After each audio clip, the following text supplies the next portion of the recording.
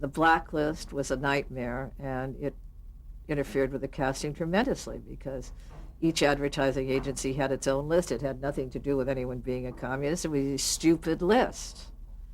And so very often you couldn't cast whom you wanted to cast because they were not cleared. And you would have to put all these names through, and you would have to settle for the actor, your second choice, or your third choice, or your fourth choice, because the actors were just not available.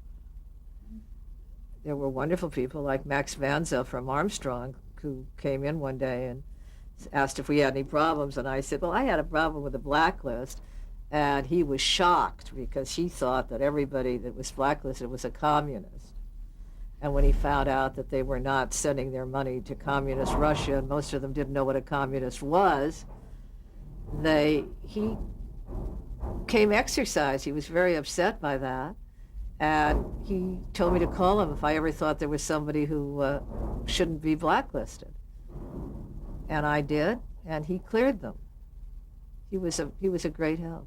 I don't know how everybody felt. I suppose the people in Red Channels and Vince Hartnett and American Business Consultants felt terrific about it. They were making a fortune, and they were getting work, and they were keeping other people out of work. Those of us who were, most my friends, the people I knew, hated it. It was a nightmare.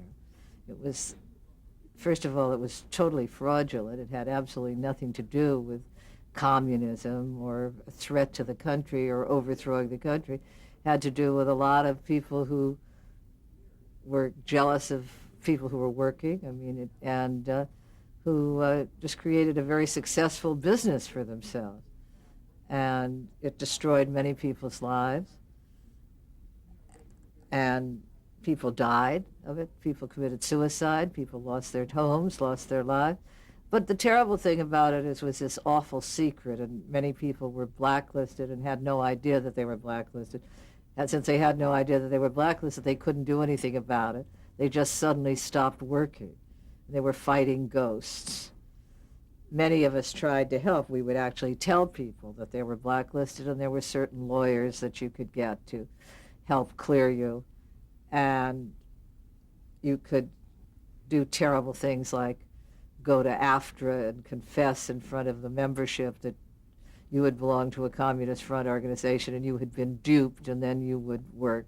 Or you could go testify and name names of other people who'd been in what were so-called Communist Front organizations, and then you could work. And it all sort of came down to money. Meanwhile, you paid all this money to clear names. I think you paid $10 a name to clear names, so that was a very profitable business for the people who were in the name-clearing business. And, there were all sorts of things we would do, like you turned a name in and you had 24 hours to get an answer, so you'd say, okay, it's now 2:27. At 2:25, dial the agent. You're saying dial the agent's number, and at 2:27 exactly, you'd call and set the actor in the part.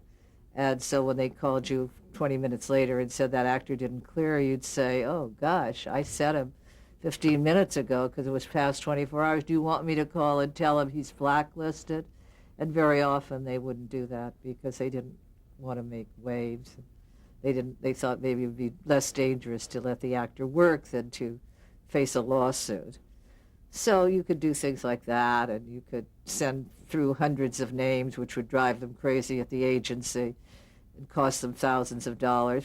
But those were just games. The terrible thing was that there was this horrendous thing going on, and except for somebody like Max Vanzoff, who found it from Armstrong, who, when he found out how awful the situation was and how unreal, stopped it, so that all the people at his particular agency got cleared if they were not members of the Communist Party, which most people were not.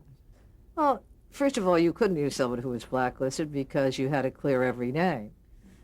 If you used somebody, most of the time there were no repercussions because nobody thought it was very important. These people were not, I guess if you'd used Paul Robeson, who had stated that he was a member of the Communist Party who had gone to Russia, that people who felt that there was really a communist threat and that so there were people here trying to overthrow the government, there might have been some reaction. But 90% of these people didn't know what as I say, didn't know what the Communist Party was. You were a premature anti-fascist if you joined Russian war relief in World War II. Well, almost all of us were premature anti-fascists. We really were opposed to Hitler and Mussolini when they were fighting in Spain. There were people who had, who opposed Franco. They were premature anti-fascists. Half the actors in New York were blacklisted because they signed a petition opposing the hanging of a man named Willie McGee, who was some poor guy in the South who was convicted and didn't have a trial.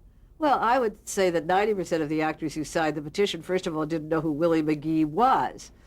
Somebody said, here's a man who didn't have a lawyer, and it's unfair, and we're trying to sign a petition so he can have a trial.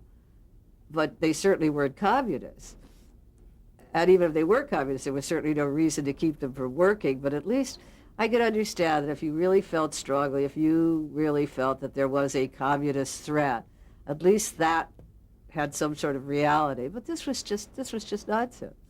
And thank God for the newsman. They finally got involved, Ed Murrow and Charles Collingwood, and they decided to go after American business consultants and go after the people at AFTRA who'd been running the blacklist for years and years and years, and they were such untouchables, the newsmen, that they finally stopped it. They were wonderful. That's the book that David Nizer wrote about it, Fear on Trial. But it probably could have gone on forever. It probably went on for years after everyone thought it was over.